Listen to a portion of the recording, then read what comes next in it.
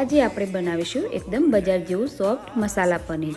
તો એના માટે ગેસ ઉપર એક કઢાઈ રાખીશું। તેને આપણે 500 દૂધ આપણે ઉમેરી લીધું છે। ગેસની ફ્લેમ હાઈ રાખીને તેને એક ઉભરું આવવા દઈશું। હવે ગેસની ફ્લેમ સ્લો રાખીશું। તેમાં મીઠું, ચીલી ફ્લેક્સ, જીરું અને લીલા ધાણા આપણે ઉમેરી લઈશું। હવે તેને આપણે ગેસની ફ્લેમ સ્લો રાખી દઈશું ને તેને આ રીતે ચલાવતા જઈશું અને લીંબુનો રસ અને પાણીને મિક્સ કરીને આ રીતના આપણે ઉમેરતા જઈશું ને તેને ચલાવતા જઈશું। હવે અહીંયા આપણું પનીર એકદમ અલગ થઈ ગયું છે, તો તેને કોટનના કપડામાં તેને બહાર કાઢી લઈશું અને અહીંયા ઉપરથી ઠંડુ પાણી આપણે ઉમેરીને આ રીતના સેટ કરી લઈશું। બધું પાણી નીચોવીને આપણે 20 થી 25 મિનિટ માટે આપણે વજનવાળી વસ્તુ રાખીને તેને સેટ થવા દઈશું। તો હવે આપણે આ પનીરને ચેક કરી લઈએ। તો અહીંયા આપણું પનીર એકદમ સરસ રીતે સેટ થઈ ગયું છે ને આ રીતના આપણે મોટા પીસીસમાં ટુકડા કરી લઈશું।